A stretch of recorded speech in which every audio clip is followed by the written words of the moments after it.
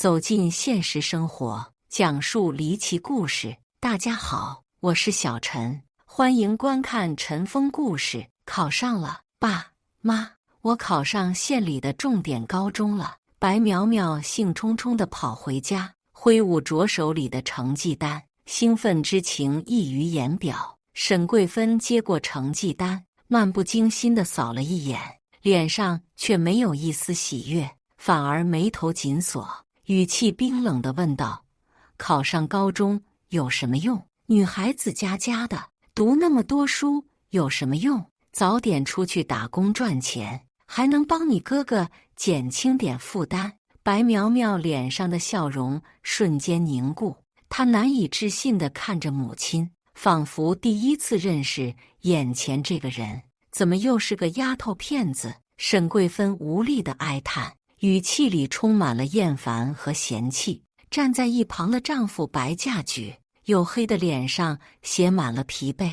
他只是一个老实巴交的农民，对于生男生女这种事，他向来是听天由命。可看到妻子如此失望，他也不敢多说什么，只是默默地抱起孩子，转身去厨房烧热水。白苗苗的到来并没有给这个家带来多少改变。沈桂芬整日板着脸，对这个女儿漠不关心，仿佛她只是一个无关紧要的物件。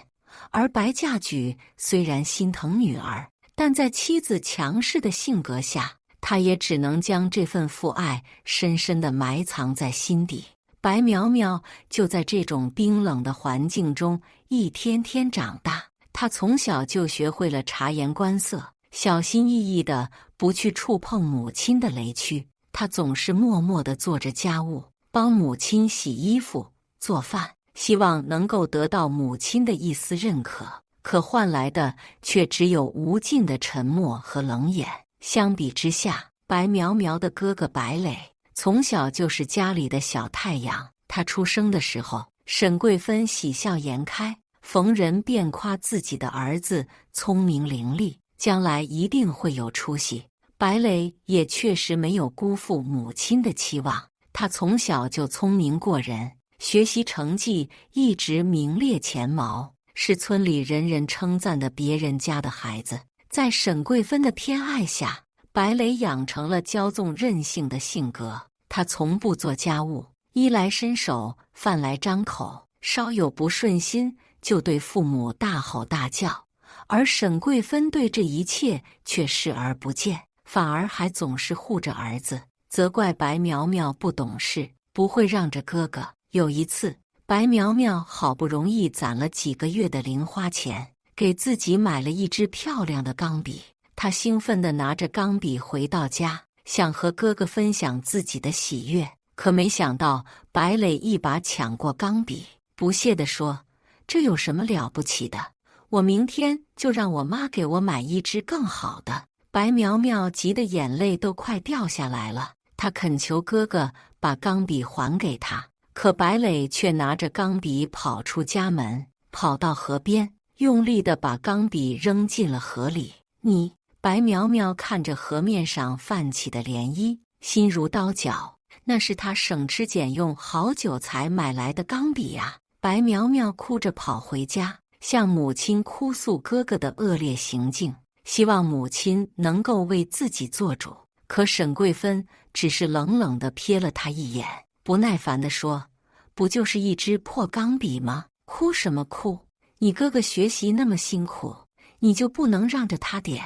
白苗苗的心彻底凉了，她终于明白，在这个家里，自己永远都是多余的那一个。转眼间，白苗苗已经初中毕业了。尽管在家里不受重视，但她一直刻苦学习，成绩在班上名列前茅。初中毕业考试放榜那天，白苗苗怀着忐忑的心情，挤在人群中，焦急地寻找着自己的名字。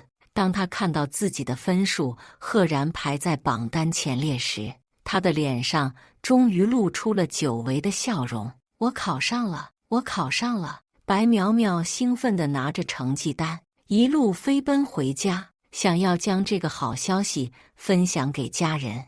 他幻想着母亲能够夸奖他几句，幻想着哥哥能够对他刮目相看，哪怕只是一句简单的祝贺，对他来说都是莫大的鼓励。然而，现实却给了白苗苗重重一击。妈，爸，我考上县里的重点高中了。白苗苗兴冲冲地跑到父母面前，将手中的成绩单递了过去。沈桂芬接过成绩单，漫不经心地扫了一眼，脸上没有一丝喜悦，反而眉头紧锁，语气冰冷地说：“考上高中有什么用？女孩子家家的，读那么多书有什么用？早点出去打工赚钱，还能帮你哥哥减轻点负担。”白苗苗脸上的笑容瞬间凝固了，她难以置信地看着母亲，仿佛不认识眼前这个人。妈，我想读书，我想考大学。白苗苗的声音里带着一丝哭腔，她不明白为什么母亲就不能理解她的梦想，为什么就不能给她一个机会？读书，读大学，你做梦吧！沈桂芬毫不留情地打断了白苗苗的话。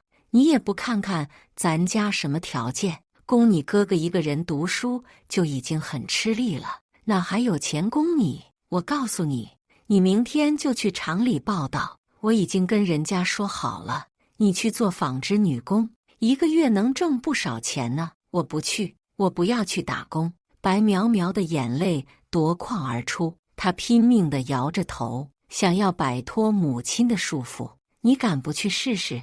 你要是不去打工，就给我滚出这个家，以后都别回来了！沈桂芬怒吼道。她一把夺过白苗苗手中的成绩单，撕得粉碎，扔在了地上。坐在一旁的白嫁举看着女儿伤心欲绝的样子，心里也十分不好受。她张了张嘴，想要说些什么，可最终还是什么也没说出口。她知道，在家里，妻子的话就是圣旨，自己根本没有反抗的余地，而白磊则坐在一旁，冷眼旁观着这一切。他对于妹妹的遭遇没有丝毫同情，反而还觉得理所当然。在他看来，妹妹就是一个赔钱货，早点出去打工赚钱是理所应当的事情。就这样，白苗苗的求学之路被生生斩断，她被迫放弃了自己的梦想，背井离乡，踏上了去往陌生城市的打工之路。2007年的夏天，白苗苗接到家里的电话，电话那头传来母亲沈桂芬焦急的声音：“苗苗，你爸病倒了，你赶紧回来一趟。”白苗苗的心猛地一沉，她顾不上多想，立刻请了假，坐上了回家的火车。回到家后，白苗苗看到父亲白稼举躺在床上，脸色蜡黄，虚弱无力，和以往那个健壮的身影判若两人。他的心里一阵酸楚，眼泪止不住地往下流。爸，你怎么了？怎么会病得这么严重？白苗苗握着父亲的手，焦急地问道。白稼举吃力地睁开眼睛，看到是女儿回来了，他的脸上露出一丝欣慰的笑容，断断续续地说道：“苗苗，别担心，爸没事，就是老毛病犯了。”沈桂芬在一旁插嘴道：“什么老毛病？医生说你爸得了肝癌，晚期了，治不好的。”什么？白苗苗如遭雷击，她不敢相信自己的耳朵，怎么会这样？怎么会这样？沈桂芬接着说道：“苗苗啊，你也知道，你哥现在事业正是关键时期，没时间回来照顾你爸。我也老了，身体也不好，你爸就只能靠你照顾了。”白苗苗强忍着心中的悲痛，点了点头，说道：“妈，你放心，我会好好照顾爸的。”接下来的日子里，白苗苗衣不解带地照顾着父亲，给他喂饭、擦洗、按摩，想尽一切办法减轻他的痛苦。他每天都陪在父亲身边，给他讲故事、说笑话，希望能够让他开心一些。然而，白苗苗的孝心却并没有换来家人的理解和支持。哥哥白磊自从接到父亲病重的消息后，就只打了一通电话回来，说自己工作忙，走不开，等过段时间再回来看望父亲。而沈桂芬则整天唉声叹气，抱怨自己命苦，不仅要照顾生病的丈夫，还要操心在外打拼的儿子。苗苗啊，你说你哥也真是的，都什么时候了，还只顾着他的工作，也不知道回来看看你爸。沈桂芬一边摘菜一边抱怨道：妈，哥他工作忙，你就别怪他了，我会照顾好爸的。白苗苗一边给父亲擦拭身体，一边说道：你一个人照顾得过来吗？你爸现在这样子，一天到晚都要人伺候，我一个人哪里忙得过来？沈桂芬不满地说道：你哥也真是的，就不能请个护工回来照顾你爸吗？非要让你一个人累死累活的。妈，哥他也不容易，你就别怪他了，我能照顾好爸的。白苗苗耐心地劝说道：你呀，就是太善良了，什么事情都替别人着想，你怎么就不想想你自己呀？沈桂芬叹了口气说道：你看看你，为了照顾你爸，工作都辞了，以后怎么办呢？妈，我现在只想好好照顾爸，其他的事情以后再说吧。白苗苗说道。你，沈桂芬还想说些什么，却被白嫁举的咳嗽声打断了。咳，白嫁举剧烈地咳嗽起来。白苗苗赶紧放下手中的活，跑到父亲床边，轻轻地拍打着他的后背，关切地问道：爸，你怎么了？是不是哪里不舒服？白嫁举摇了摇头，示意自己没事，然后拉着白苗苗的手说道：苗苗，辛苦你了。爸，你说什么呢？照顾你是应该的。白苗苗的眼泪忍不住又流了下来。白嫁举看着女儿憔悴的面容，心里充满了愧疚和心疼。他想要说些什么，可是却一句话也说不出来。一天晚上，白苗苗像往常一样给父亲擦拭身体、换洗衣服。沈桂芬在一旁看着，突然没好气地说道：行了行了，你爸都这样了，还擦什么擦，换什么换，浪费时间。白苗苗的手猛地顿住了，她抬起头看着母亲，眼神里充满了愤怒和失望。这么多年了，母亲还是这样，对父亲没有丝毫的关心和爱护，甚至连最基本的尊重都没有。妈，你怎么能这么说？爸他再怎么样，他也是你的丈夫啊！白苗苗再也忍不住了，她大声地吼道：这么多年了，你什么时候关心过爸？什么时候体谅过爸？爸他生病了，你不闻不问，还整天抱怨这抱怨那，你还有没有一点良心？你……沈桂芬被女儿突如其来的爆发吓了一跳，她指着白苗苗，气得浑身发抖。你这个不孝女，你居然敢这么跟我说话！我说的都是实话，你要是真的关心爸，你就应该好好照顾他，而不是整天想着你自己。白苗苗说完，再也控制不住自己的情绪，她扔下手里的毛巾，哭着跑出了房间。就在这时，白苗苗的手机响了，是邻居打来的，说白嫁举的情况突然恶化，让她赶紧回家。白苗苗的心猛地一沉，她不敢耽搁，立刻拦了一辆出租车，以最快的速度赶回了家。然而一切都太迟了，当白苗苗赶到家的时候，白嫁举已经永远地闭上了眼睛。爸！白苗苗扑倒在父亲的床边，放声痛哭。如果那天晚上她没有负气离开，如果她能够多陪陪父亲，也许结局就会不一样了吧。可是这个世界上没有如果，也没有后悔药。最终带着恨意，白苗苗离开了家乡。2017年，离开家乡近10年的白苗苗，偶然从老乡口中得知，村里赶上了拆迁的好时机，家里的老房子获得了500万的拆迁款。听到这个消息，白苗苗心里五味杂陈。500万对于在大城市辛苦打拼的他来说，无疑是一笔巨款。但更重要的是，这笔钱代表着他在家中应有的权益。思虑再三，白苗苗决定回一趟家，一是想看看阔别已久的故乡，二是想要争取自己应得的那份拆迁款。回到村里，眼前的景象让白苗苗几乎认不出自己的家了。曾经低矮破旧的平房已经被崭新的楼房取代，道路宽敞平坦，路灯明亮耀眼，处处洋溢着现代化气息。白苗苗走进村委会，找到了负责拆迁工作的村干部，询问自家房子的拆迁款情况。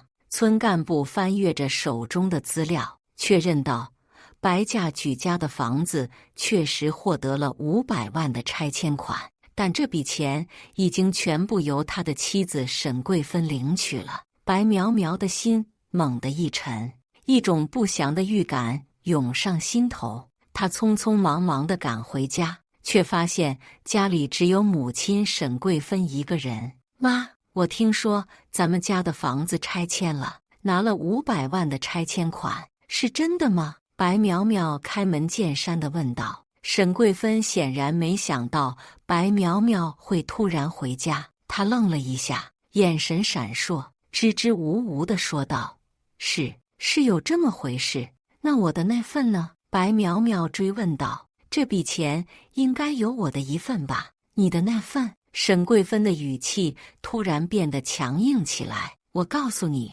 这笔钱我已经全部给你哥了，他准备用这笔钱去城里买房子，以后我们老两口就跟着他享福去了。沈桂芬得意洋洋地说道：你要是缺钱，我可以给你5万块钱，就当是给你的零花钱了。5万块钱！白苗苗简直不敢相信自己的耳朵，这可是500万拆迁款啊！母亲竟然只肯给自己5万块钱，你嫌少？你别忘了，你只是个女儿，嫁出去的女儿泼出去的水，这家里的财产跟你没有半点关系。沈桂芬冷笑着说道：你要是识相的，就赶紧拿着这5万块钱走人，别再来烦我。白苗苗的心彻底凉了，她终于明白，在这个家里，自己永远都是一个外人，永远都不可能得到应有的尊重和爱护。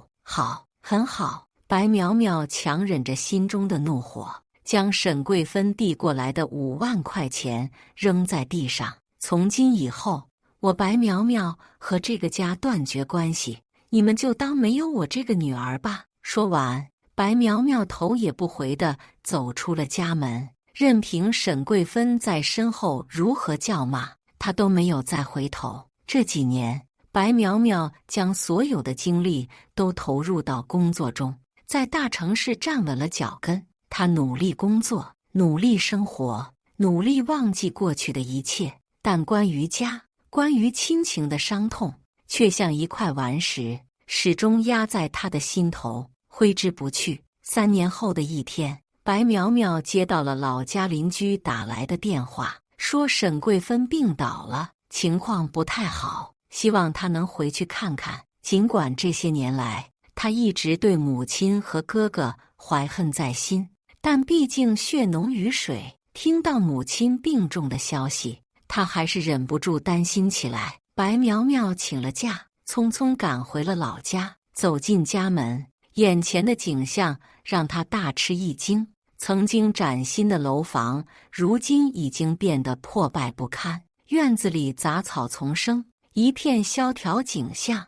而沈桂芬则躺在床上，脸色苍白，形容枯槁，和10年前判若两人。妈，你怎么了？白苗苗走到床边，轻声问道。沈桂芬缓缓睁开眼睛，看到是白苗苗，她的眼中闪过一丝复杂的神色，但很快就被深深的疲惫所取代。苗苗，你回来了。沈桂芬的声音虚弱无力。妈，你到底怎么了？怎么会病成这样？白苗苗焦急地问道。沈桂芬叹了口气，没有回答白苗苗的问题，而是反问道：你哥呢？他怎么没来？”白苗苗一愣，心中顿时明白了什么。妈，我哥他又去哪儿了？沈桂芬的眼角滑落一滴浑浊的泪水，她用尽最后一丝力气，断断续续地说道：“你哥他把拆迁款都输光了，还欠了一屁股债，他现在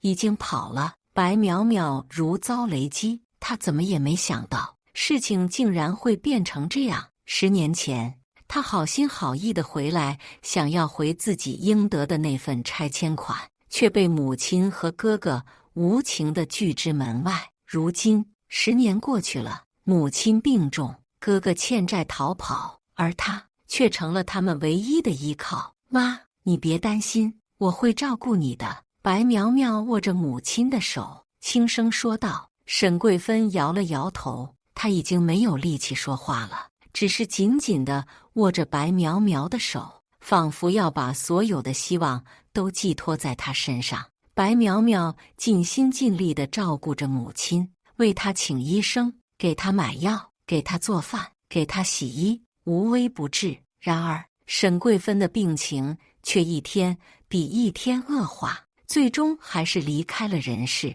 料理完母亲的后事，白苗苗再次陷入了迷茫。她原本以为，只要母亲能够认识到自己的错误，能够真心实意地向自己道歉，她就可以放下过去的一切，重新开始新的生活。可是，直到母亲去世，她都没有等到一句道歉，也没有等到1分钱的补偿。白苗苗的心彻底凉了。她终于明白，对于某些人来说，亲情是廉价的，利益才是永恒的。白苗苗决定拿起法律的武器，维护自己的合法权益。她联系了一位律师，将自己的遭遇和诉求详细地告诉了他。律师听完白苗苗的讲述，沉思片刻后说道：“根据你的描述，你完全有权利要求分割你父亲的遗产和拆迁款。